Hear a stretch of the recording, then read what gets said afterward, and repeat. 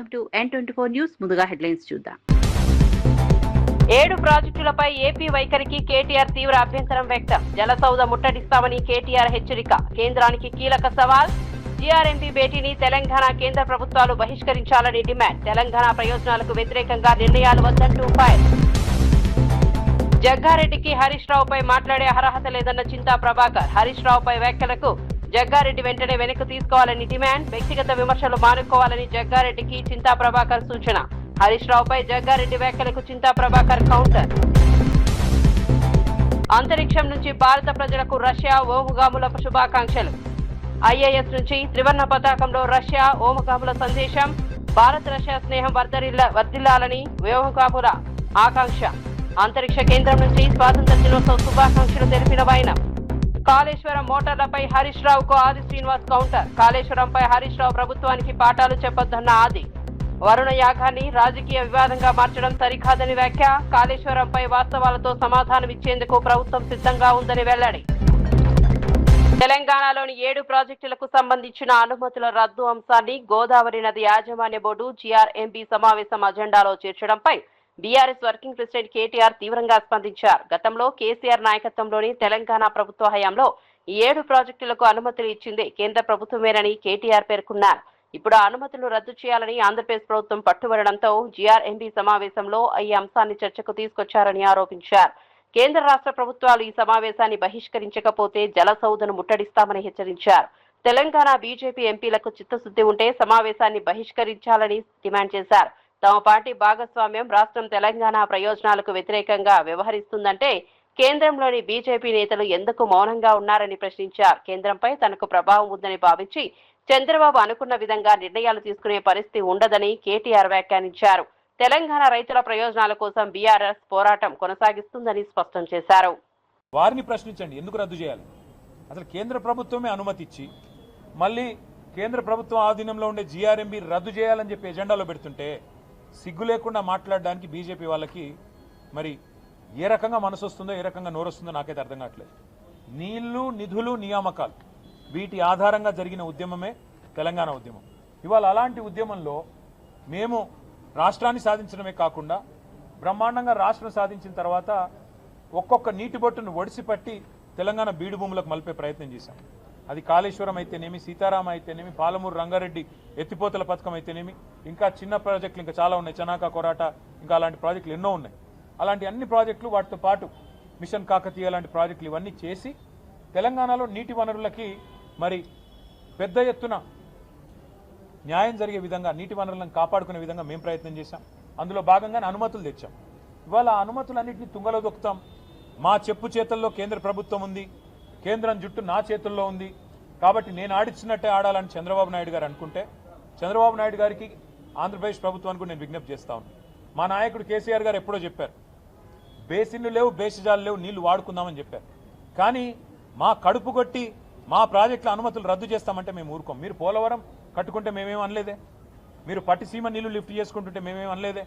ఇవాళ మేమేమంటున్నాం, మాకు వచ్చిన అనుమతులను చెడగొట్టకండి అంటున్నాం. మీరు కేంద్ర ప్రభుత్వం మా చేతుల్లో ఉంది కదా, కేంద్ర ప్రభుత్వం జుట్టు మా చేతుల్లో ఉంది కదా, నేను ఆడిచ్చినట్టు ఆడే చెంచాగాడు, ఇక్కడ తెలంగాణ ముఖ్యమంత్రి ఉన్నాడు కదా నా చెంచాగాడు అనుకుంటే తెలంగాణ రైతుల తరపున పోరాటం చేయడానికి మేము సిద్ధంగా ఉన్నాం.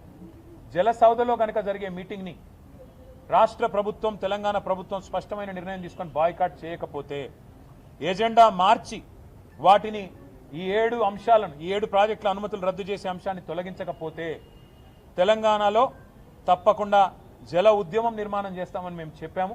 అవసరమైతే ఆ రోజు జలసౌధ ముట్టడిస్తాం. జలసౌధ ముట్టడించైనా సరే ఈ తెలంగాణ చేవగాని చేతగాని తెలంగాణ ప్రభుత్వాన్ని నిలదీస్తాం.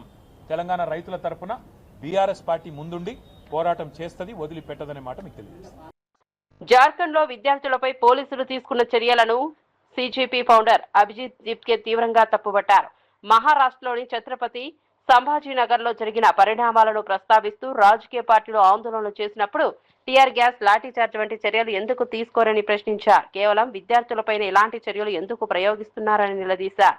జార్ఖండ్ విద్యార్థి నాయకుడు దేవేంద్ర మహత్తో తాను మాట్లాడినట్లు తెలిపారు. గత 9 రోజులుగా ఆయన నిరాహార దీక్ష చేస్తున్నప్పటికీ పోలీసులు తనపై లాఠీచార్జ్ చేశారని చెప్పినట్లు అభిజిత్ వెల్లడించారు. విద్యార్థులపై దౌర్జన్యాలకి పాల్పడడం ద్వారా ప్రభుత్వాలు ఏం సాధించాలనుకుంటున్నాయో ఆలోచించాలని సూచించారు. విద్యార్థుల నిరసనలు అణిచివేసే బదులు వారి డిమాండ్లపై చర్చించాలని కోరారు. ఇలాంటి క్రూరమైన చర్యలు ప్రజాస్వామ్య వ్యవస్థలో జరగకూడదని అన్నారు. దేవేంద్ర మహాతోకు తమ పూర్తి మద్దతు ఉంటుందని హామీ ఇచ్చారు. జార్ఖండ్ లో తమ బృందం విద్యార్థులతో కలిసి పనిచేస్తోందని తెలిపారు. విద్యార్థుల సమస్యలకు శాంతియుత పరిష్కారం చూపాలని ప్రభుత్వాన్ని కోరారు. పోలీస్ చర్యలపై సమగ్ర విచారణ జరపాలని డిమాండ్ చేశారు. విద్యార్థుల హక్కులను గౌరవించి వారి ఆందోళనకు స్పందించాల్సిన బాధ్యత ప్రభుత్వాలపై ఉందని అభిజిత్ దీప్కే పేర్కొన్నారు. खुद की बहन ने सुसाइड करी थी नीट के कारण, तो वो जंतर मंतर भी आए थे और मुझे जैसे ही कल पता चला कि वो तमिलनाडु में भी आंदोलन कर रहे हैं, तो कल मैंने उनसे भी बात की और मैंने कहा कि आपकी पूरी तरह हम साथ हैं और हमारी जो तमिलनाडु की टीम है वो वहां पर पूरा टाइम रहेगी उनके साथ, और आगे आने पर हम भी जाएंगे वहां पर। तो जो भी आंदोलन हो रहे स्टूडेंट्स की, चाहे सरकार किसी की भी, मैं बार बार ये चीज कह रहा हूँ, चाहे किसी की भी राज्य सरकार हो, हमें फर्क नहीं पड़ता। जहां स्टूडेंट्स के साथ अन्याय होगा, जहां स्टूडेंट्स आंदोलन करेंगे, हम उनके साथ खड़े रहेंगे। परसिमन बिल आने वाला और कहीं ना कहीं डेमोक्रेसी को उस हिसाब से लोगों की आशंका है कि उससे खतरा होने वाला है परसिमन बिल पास होने पर। उसके ऊपर आप क्या कहेंगे, आप किस तरीके से देखते हैं? मुझे लगता है कि जो 2024 में मेजोरिटी के नीचे सीटें आई है, उसके बाद जानबूझकर कुछ ऐसे चीजें की जा रही है कि किस तरह मेजोरिटी सिक्योर कर सके, तो उस पर तो मैं अभी यही कहूंगा। अभिजित काय सांगाल, झारखंडमध्ये परिस्थिती कुठे ना कुठेतरी बिघडतीये. तिथं काल वॉटर जे आहे पाणी मारण्यात आलं विद्यार्थ्यांवरती आणि अजूनही आंदोलन जे आहे हे तीव्रता बघायलाच मिळते. नाही, वॉटर कॅनन गनने वॉटर कॅनन नव्हत्या, त्या टिअर गॅस सुद्धा वापरल्या, लाठीचार्ज सुद्धा केलाय. काल रात्री देवेंद्र महातो सोबत माझं बोलणं झालेलं आहे, मी त्यांना फोन केलेला होता आणि तेव्हा त्यांची जी सिच्युएशन होती अतिशय वाईट होती. त्यांनी जे मला सांगितलं ते हे आहे की पोलिसांनी त्यांच्यावरही लाठीचार्ज केलेला आहे. जे देवेंद्र महातो स्वतः 9 दिवसापासून अनशनवर होते, उपोषणावर होते आणि त्यांनाही पोलिसांनी लाठीचार्ज केलाय. त्यांना आता चेस्ट पेनही होते आणि त्यांच्यासाठी माझ्या म्हणजे एकदमच वाईट वाटलं मला त्यांच्यासोबत बोलून की कस काय ही सरकार अशा विद्यार्थ्यांसोबत असं करू शकते. झारखंड असो किंवा जंतर मंतर असो, कुठलीही सरकार असो, विद्यार्थ्यांना या प्रकारची वागणूक का देण्यात येते मला समजत नाही. कारण की जेव्हा एखादी पॉलिटिकल पार्टी प्रोटेस्ट करते तेव्हा तुम्ही लाठीचार्ज करत नाही, तेव्हा तुम्ही टिअर गॅसचा वापर करत नाही. पण जेव्हा या देशातले विद्यार्थी प्रोटेस्ट करतायत, जंतर मंतर असो किंवा झारखंड असो, तेव्हा तुम्ही टिअर गॅस आणि लाठीचार्ज करताय, तर हे तर अजिबातच झालं नाही पाहिजे. This is very very sad what has happen in Jharkhand yesterday. आणि आम्ही पूर्णपणे झारखंडचे स्टुडंट जे प्रोटेस्ट करतायत त्यांच्या सोबत आहे, त्यांच्या ज्या काही डिमांड्स आहे त्यांचं आम्ही पूर्णपणे समर्थन करतो. काल देवेंद्र महातोंनाही मी हेच सांगितलंय. तुम्ही स्वतः तिथं जाणार आहात, त्याच्यामुळे मोठ्या वर्गाची अशी मागणी आहे किंवा असं एक विरोधाभासी टीका सुद्धा केली जाते की तुम्ही तिथं का जात नाही. हे बघा, देवेंद्र महातो झारखंडमध्ये जे चालू आहे त्याचे ते लीडर आहेत आणि त्या प्रकारे त्यांनी नेतृत्व केलेलं या मुवमेंटचं ते खूप चांगल्या प्रकारे केलेले त्यांनी. आणि आमची टीम त्यांना तिथं आहे, आमची टीम त्यांचं समर्थन करते, त्यांना जी काही मदत लागतीये ती करते. काल हॉस्पिटलमध्ये पण आमची पूर्ण वेळ त्यांच्यासोबत आमची टीम थांबलेली होती. आज सकाळी माझ्या टीम सोबत कॉल झाला, मी त्यांची माहिती घेतली, म्हणलं आता देवेंद्रभाईची तब्येत कशी आहे कशी नाही. आमचा उद्देश हा आहे की जास्तीत जास्त लोक कसे पुढे येतील. ఆదాని గ్రూప్ పై అమెరికా కోర్టులో నమోదైన ఆరోపణలు కొట్టివేయడంపై సీనియర్ అడ్వకేట్ మహేష్ జెట్మలాని స్పందించారు. కోర్టు తీసుకున్న నిర్ణయం తాను ముందే ఊహించనిదని ఆయన తెలిపారు. న్యాయమూర్తి అదానికి పూర్తిగా క్లీన్ చీట్ ఇచ్చారని వ్యాఖ్యానించారు. కేసును విత్ ప్రెస్టిజ్ గా కొట్టివేయడం అంటే ఇదే అంశంపై భవిష్యత్తులో అమెరికాలో అదాని గ్రూప్ కు వ్యతిరేకంగా మళ్లీ చర్యలు తీసుకునే అవకాశం ఉండదని ఆయన వివరించారు. 2024లోనే తాను ఈ కేసు పూర్తిగా తప్పుతో పట్టించినదిగా కనిపిస్తోందని చెప్పానని గుర్తు చేశారు.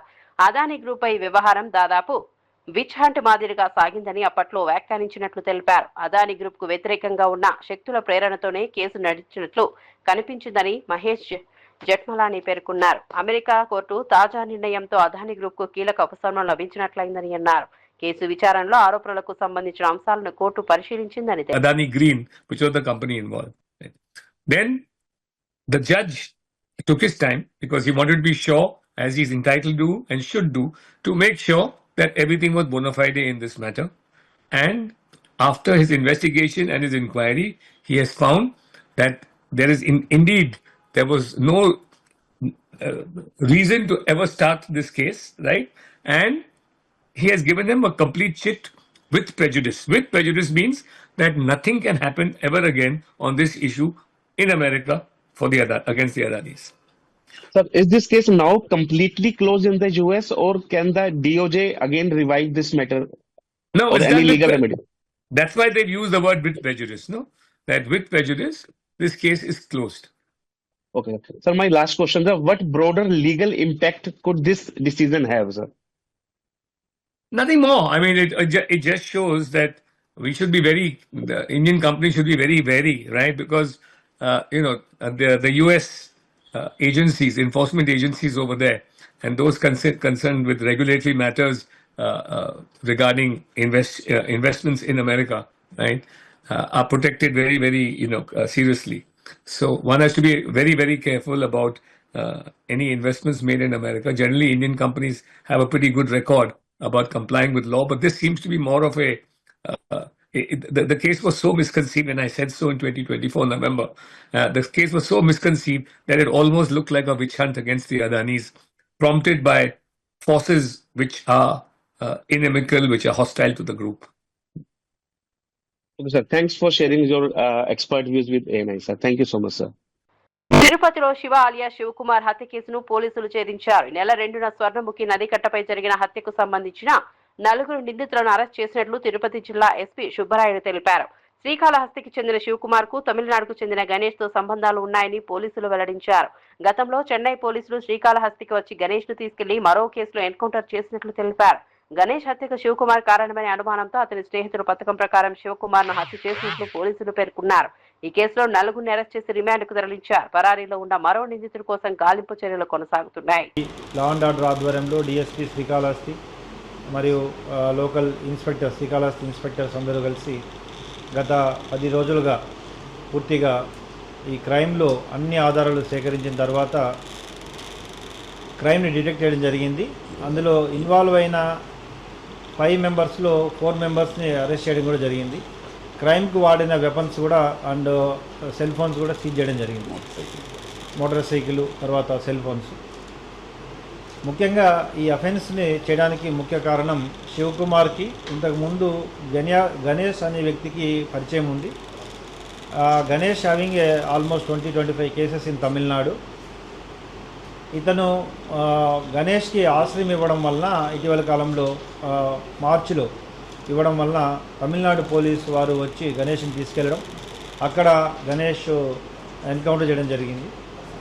తద్వారా గణేష్ని చంపడానికి కారణమయ్యాడనే ఒక కక్షతో గణేష్ యొక్క ఫాలోయర్స్ అనుమానంతో గణేష్ ఫాలోయర్స్ తమిళనాడు వచ్చి ఇతన్ని చంపడం జరిగింది. మొత్తం ఇందులో ఇన్వాల్వ్ అయిన 4 అరెస్ట్ చేసి తగిన ఆధారాలతో కోర్టు ముందడం జరుగుతుంది. ఈ కేసులో ముఖ్యంగా పాల్గొన్న 5 మంది కూడా. జార్ఖండ్ లో విద్యార్థులపై జరిగిన పోలీసుల చర్యను ఉత్తరప్రదేశ్ బీజేపీ అధ్యక్షుడు పంకజ్ చౌదరి తీవ్రంగా ఖండించారు. విద్యార్థులు శాంతియుతంగా ఆందోళన చేస్తున్నప్పటికీ వారిపై లాఠీచార్జ్, టియర్ గ్యాస్, వాటర్ కేన్లను ముళ్ల కంచెలతో పోలీసులు చర్యలు తీసుకున్నారని ఆరోపించారు. కాంగ్రెస్, జేఎంఎం ప్రభుత్వాల వైఖరి సున్నితత్వం లేని అణచివేత ఖైరగా కనిపిస్తోందని విమర్శించారు. విద్యార్థులు తమ డిమాండ్లను ముఖ్యంగా ఉపాధి హక్కును ప్రజాస్వామ్య పద్ధతిలో వినిపిస్తున్నారని తెలిపారు. వారి నిరసనను గౌరవించి చర్చల ద్వారా సమస్యను పరిష్కరించాలని కోరారు. విద్యార్థులపై పోలీస్ చర్యను బీజేపీ తీవ్రంగా వ్యతిరేకిస్తోందని చెప్పారు. వెంటనే సమస్యకు పరిష్కారం చూపాలని ప్రభుత్వాన్ని డిమాండ్ చేశారు. కాంగ్రెస్ అగ్రనేత రాహుల్ గాంధీ వైఖరిపైన పంకజ్ చౌదరి విమర్శలు చేశారు. ఢిల్లీలో విద్యార్థుల విషయంలో ఒక విధంగా, జార్ఖండ్ విద్యార్థుల విషయంలో మరో విధంగా వ్యవహరిస్తున్నారని ఆరోపించారు. విద్యార్థుల సమస్యలపై రాహుల్ గాంధీ నిజమైన శ్రద్ధ చూపడం లేదని, రాజకీయ ప్రయోజనాల కోసమే వ్యవహరిస్తున్నారని విమర్శించారు. झारखंड के छात्रों के लिए अलग रोल है, हालांकि तो अलग अलग चयनात्मक रवैया वो अपना रहे हैं. दिल्ली के छात्रों के लिए अलग और झारखंड के छात्रों के लिए अलग. और अभी तक उन्होंने झारखंड के छात्रों के साथ खड़ा होने का काम नहीं किया है. और निश्चित तौर से वो छात्रों के हित के लिए नहीं बल्कि राजनीति के लिए ये सारा आंदोलन में वो सम्मिलित होने का काम कर रहे हैं. सर, लगातार पिछले 15 दिनों की मांग हुई अपोजिशन की, गृह मंत्री प्रधानमंत्री आए. अब जब गृहमंत्री आने के लिए सदन में तैयार हो गए जवाब देने के लिए, तो वो राहुल गांधी ने कल प्रेस कॉन्फ्रेंस की और कहा कि हम आपका ओपिनियन सुनने के लिए नहीं बैठे, हमारे सवाल है उसका जवाब दीजिए, देश की जनता भी आपको सुनना नहीं चाहती. देखिए, प्रधानमंत्री जी और गृह मंत्री जी देश के हर विषय पे चर्चा करने के लिए हम पूरा तैयार हैं. और हम पहले दिन से भी कह रहे हैं. पहले उन्होंने नीट पे चर्चा मांगी, नीट पे चर्चा हुआ. हमेशा गोल पोस्ट को बदलते रह रहे हैं। पहले वो शिक्षा मंत्री का इस्तीफा मांगते रहे, फिर गृह मंत्री का बयान मांग रहे हैं। हम गृह मंत्री का भी बयान देने को हमें अभी कल किरण रिजिजू जी ने सदन के पटल पर बोला है कि हम इस पर बहस करने को तैयार हैं, और मैं दावा करता हूं, मैं चैलेंज करता हूं कि राहुल गांधी आवे, बहस में हिस्सा लें, और जो भी उनको सवाल होगा उसका पूरा जवाब हमारे गृह मंत्री जी उनको देने का काम करेंगे। सर, बीएसपी नेता आकाश आनंद ने दो युवाओं की जोड़ी जो यूपी में प्रख्यात है, अखिलेश और राहुल, उनको अंकल बताया। उन्होंने कहा कि युवा तो मैं हूं, आप लोग अंकल हैं और आपका टाइम अब निकल गया। आकाश ने कोई गलत तो नहीं कहा है। राहुल गांधी कब तक युवा बने रहेंगे? आज अगर देखें तो तीसरी चौथी बार के सांसद हैं, उम्र भी उनकी हमको लगता है 50 क्रॉस कर गई होगी, तो मैं भी तो फिर हुआ हूं। सर, ये एक अंतिम सवाल और लूंगा। सर, अभी तक राहुल गांधी, प्रियंका गांधी, सोनिया गांधी, मल्लिकार्जुन खड़गे, अखिलेश यादव, कोई भी व्यक्ति राम मंदिर नहीं गया, लेकिन कल फिर राहुल गांधी ने तमाम सवाल जो राम मंदिर में चंदा चोरी का मामला हुआ उसको लेकर उठाए हैं, बड़ा इश्यू बनाने की बात कही। उन्होंने कहा जनता तक हम जाएंगे, यूपी में लोगों को बताएंगे। प्रधानमंत्री के लोग ट्रस्ट में शामिल थे, उन्होंने ही घपला किया है। हिम्मत हो तो जनता तक जाएं, क्योंकि पूरी देश की जनता जानती है कि किस प्रकार से राम मंदिर का, चाहे वो समाजवादी पार्टी हो चाहे कांग्रेस हो, पुरजोर विरोध किया है। यहां तक कि राम के अस्तित्व को मानने से भी इनकार कर दिया था, और कारसेवकों को, वो जो हमारे कारसेवक जो आए थे, पूरा सरजू कहीं ना कहीं खूनों से लाल कर दिया गया था। और आज तक, अभी तक अखिलेश यादव जी वहां दर्शन करने नहीं गए हैं। आज उनको कहीं ना कहीं चिंता राम जन्मभूमि की हो गई है, वोट के दृष्टिकोण से कर रहे हैं। और आप देखें, राम हमारे आस्था का विषय है। सैकड़ों साल आंदोलन के बाद हमारे सनातन धर्म के लोगों ने लड़ाई लड़कर के उस मंदिर का निर्माण कराया है, और निश्चित तौर से जो वहां पर हुआ है दुर्भाग्यपूर्ण है, और उसकी जांच भी हमारी सरकार करवा रही है। और चाहे दोषी जो भी होगा, चाहे छोटे हो चाहे बड़े हो, किसी को बख्शा भी नहीं जाएगा। और जो ट्रस्ट है ऐसी व्यवस्था बना रही कि आगे ऐसी घटना वहां पर ना होनी पाए। सर, सोनिया गांधी के इंडियन एक्सप्रेस आर्टिकल के ऊपर आप कुछ कहना चाहोगे? She has said that history will remember doctor Manmohan Singh more kindly. देखिए, सोनिया गांधी जी के ఆంధ్రప్రదేశ్లో ఆక్వా, నాన్ ఆక్వా రైతులు విద్యుత్ సబ్సిడీ కల్పించిన ముఖ్యమంత్రి చంద్రబాబు నాయుడు, ఉప ముఖ్యమంత్రి పవన్ కళ్యాణ్ కు కృతజ్ఞతలు తెలుపుతూ భారీ బహిరంగ సభ నిర్వహించారు. పశ్చిమ గోదావరి జిల్లా పాలకొల్లో జరిగిన ఈ కార్యక్రమానికి రాష్ట్ర వ్యాప్తంగా రైతులు పెద్ద సంఖ్యలో తరలివచ్చారు. రైతులకు విద్యుత్ సబ్సిడీ అందించేందుకు ప్రభుత్వం తీసుకున్న నిర్ణయానికి మద్దతుగా సభ నిర్వహించారు. కార్యక్రమంలో మంత్రులు అచ్చెన్నాయుడు, గొట్టిపాటి రవికుమార్, నిమ్మల రామానాయుడు పాల్గొన్నారు. వేదికపై విద్యుత్ సబ్సిడీకి సంబంధించిన ప్రభుత్వ ఉత్తర్వులను మంత్రులు అధికారికంగా విడుదల చేశారు. ఆక్వా, నాన్ ఆక్వా రైతులకు సబ్సిడీ వల్ల విద్యుత్ ఖర్చుల భారం తగ్గుతుందని మంత్రులు తెలిపారు. రైతుల ప్రయోజనాలను దృష్టిలో పెట్టుకుని ప్రభుత్వం నిర్ణయం తీసుకుందని చెప్పారు. విద్యుత్ సబ్సిడీతో వ్యవసాయం, ఆక్వా రంగాలకు మరింత ఊతం లభిస్తుందని పేర్కొన్నారు. రాష్ట్రంలోని వివిధ ప్రాంతాల నుంచి వచ్చిన రైతులు ప్రభుత్వ నిర్ణయంపై హర్షం వ్యక్తం చేశారు. అధికారులకు వచ్చాక ఇటువంటి నిబంధనలు లేకుండా అర్హుడైనటువంటి ప్రతి ఒక్కరికి కూడా రూపాయిన్నరకు ఇస్తామని ఆ ఇచ్చినటువంటి మాటకు కట్టుబడి ఈరోజు జీవోని మన గౌరవ మంత్రివర్యులు ఇద్దరి చేతుల మీదుగా కూడా మన పాలకొల్లులో మనం రిలీజ్ చేసుకున్నామనే విషయాన్ని సందర్భంగా తెలియజేసుకుంటూ, ఈ రకంగా రూపాయిన్నరకి అందరి రైతులకి సబ్సిడీ ఇవ్వడం ద్వారా ఈరోజు ప్రభుత్వం ₹2.35 ఈరోజు భరిస్తున్నటువంటి పరిస్థితి. వాస్తవంగా 3.85 కట్టాలంటే ఎకరానికి 1,38,000 బిల్లు వస్తుంది ఎకరానికి. ఈరోజు 54,000 మాత్రమే రూపాయిన్నర సబ్సిడీ వల్ల వస్తుంది. అంటే ప్రతి ఎకరానికి కూడా ఆక్వా రైతాంగానికి 84,000 రూపాయిన్నర సబ్సిడీ ప్రతి రైతుకి ఇవ్వడం ద్వారా ఎకరానికి 84,000 రూపాయలు ఆదా అవుతుంది. అంటే అది చంద్రబాబు నాయుడు గారు, పవన్ కళ్యాణ్ గారు, నరేంద్ర మోడీ గారు ఆక్వా రైతాంగానికి ఇస్తున్నటువంటి గిఫ్ట్, మనందరినీ ఆదుకునేటువంటి విధం అని చెప్పి సందర్భంగా తెలియజేసుకుంటూ, మరి ఈ రకంగా 1,100 కోట్ల రూపాయలు ఈవేళ విద్యుత్ సబ్సిడీ ద్వారా ఈ కూటమి ప్రభుత్వం భరిస్తున్నందుకు మన ఆంధ్రప్రదేశ్ రాష్ట్ర ఆక్వా రైతాంగం అందరి తరపున ఈ పాలకొల్లు వేదికగా హృదయపూర్వకమైనటువంటి కృతజ్ఞతలు తెలియజేసుకోవడానికే ఈ కృతజ్ఞతాపూర్వక సభ నిర్వహించుకుంటున్నామని చెప్పి మీ అందరికీ కూడా తెలియజేసుకుంటూ,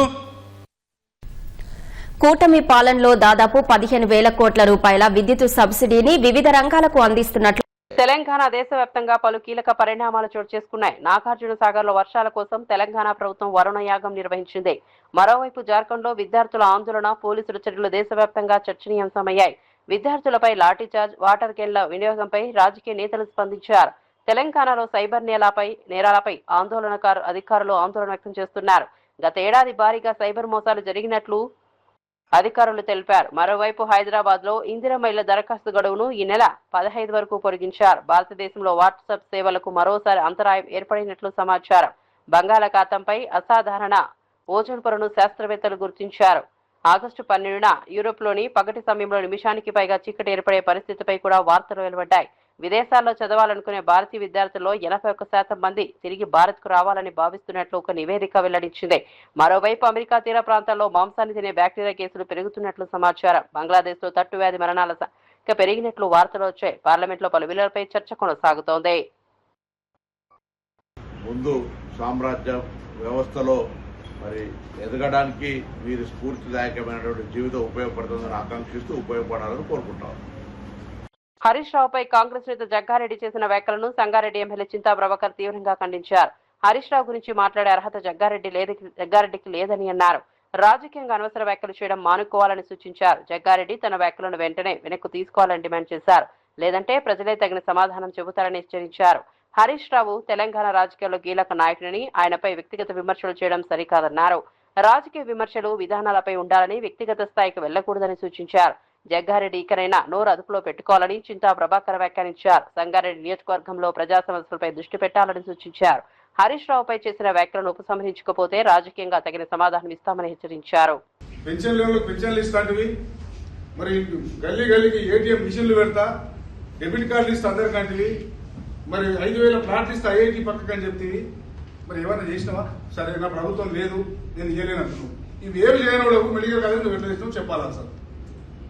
నువ్వు ఏటీఎం మిషన్ పెట్టకపోతేవి, వృద్ధుల కనీసంగా పింఛన్ ఇస్తాను ఇవ్వకపోతేవి, 5,000 ప్లాట్లు ఇస్తాను 5 ప్లాట్లు కూడా ఇవ్వకపోతేవి, మరి ఎమ్మెల్యేగా కూడా సాధించను. మెడికల్ కాలేజీలో ఎట్లిచ్చినావు? ప్రతిసారి మెడికల్ కాలేజ్ నేను తెచ్చినా 10 ఏళ్ళలో 4 ముఖ్యమంత్రులను తెచ్చినా అని చెప్తా ఉన్నావు కదా. సంగారెడ్డికి తెచ్చిన ముఖ్యమంత్రులు ఎందుకు ఫౌండేషన్ వేయలేవు? ఎందుకు స్టార్ట్ చేయలేము నువ్వు మెడికల్ కాలేజ్? అప్పుడు టీఆర్ఎస్ ప్రభుత్వం దేశంలోకి వెళ్ళా మన రాష్ట్రంలో ఉన్న మెడికల్ కాలేజ్ దేశంలో ఎక్కడ లేవు. నీకు అనలీకన్నా ప్రజలు నవ్వుకుంటున్నారు. సంగారెడ్డి ప్రజలంతా నవ్వుతా ఉన్నారు. నువ్వు ఏమిటి పని చేస్తావంటే ఫ్లెక్సీలు వేయాలి, జాతరలు చేయాలి, ప్రజలను అటెన్షన్ డైవర్ట్ చేయడం తప్పిస్తే వేరే పని లేనే లేదు నీకు. సంగారెడ్డి అభివృద్ధి కోసం ఒక్కసారి ఆలోచించినవా చెప్పాలి. జగ్గారెడ్డి నువ్వు 3 సార్లు ఎమ్మెల్యే, రాహుల్ గాంధీ దాకా దగ్గర నాకు సంబంధాలని చెప్తా ఉన్నావు కదా. మరి నీ ముఖ్యమంత్రిని చెప్పి సంగారెడ్డి చేయి. సంగారెడ్డికి రింగ్ రోడ్ ఉందా? ఇప్పటిదాకా సిగ్గు పోతుంది అని చెప్తే సిద్దిపేటకి రింగ్ రోడ్ ఉంది, గజ్వేల్ రింగ్ రోడ్ ఉన్నది. సంగారెడ్డి నువ్వు 15 ఏళ్ళు ఎమ్మెల్యే ఉండి ఏం చేసినావు? నువ్వు రింగ్ రోడ్ వెళ్ళే రాష్ట్రంలో నీ ప్రభుత్వం, కేంద్రంలో నీ ప్రభుత్వం, ఒక రింగ్ రోడ్ లేదు. డబ్బు సమస్య. కాజీపేట దర్గా ఉరుసు ఉత్సవాలు భక్తి శ్రద్ధలతో కొనసాగుతున్నాయి. ఉరుసులో భాగంగా నిర్వహించిన గంధం ఉత్సవాల్లో రాష్ట్ర రెవెన్యూ, గృహ నిర్మాణ, సమాచార పౌర సంబంధాల శాఖ మంత్రి పొంగులేటి శ్రీనివాసరెడ్డి పాల్గొన్నారు. ఆయనతో పాటు మైనార్టీ సంక్షేమ శాఖ మంత్రి అజారుద్దీన్, దేవాదాయ, అటవీ శాఖ మంత్రి కొండా సురేఖ, వరంగల్ పశ్చిమ ఎమ్మెల్యే నాయని రాజేందర్ రెడ్డి, ఎమ్మెల్యేలు రేవూరి ప్రకాష్ రెడ్డి, కేఆర్ నాగరాజు, ఎమ్మెల్సీ బసవరాజు సారయ్య పాల్గొన్నారు. దర్గాలో ప్రత్యేక ప్రార్థనలు నిర్వహించారు. అనంతరం జరిగిన సభలో మంత్రి పొంగులేటి మాట్లాడుతూ కాజీపేట దర్గా ఉరుసు సర్వమత ఐక్యతకు ప్రత్యేకంగా నిలుస్తోందన్నారు. హిందూ, ముస్లిం, క్రైస్తవులతో పాటు అన్ని మతాలు ప్రజలు ఒకే వరుసలో నిలబడి ఉరుసులో పాల్గొనడం దర్గా ప్రత్యేకత అని చెప్పారు. ఉరుసు నిర్వహణకు కృషి చేస్తున్న దర్గా పీఠాధిపతి కుసూర్ పాషా సాహెబ్ నిర్వాహకులను అభినందించారు.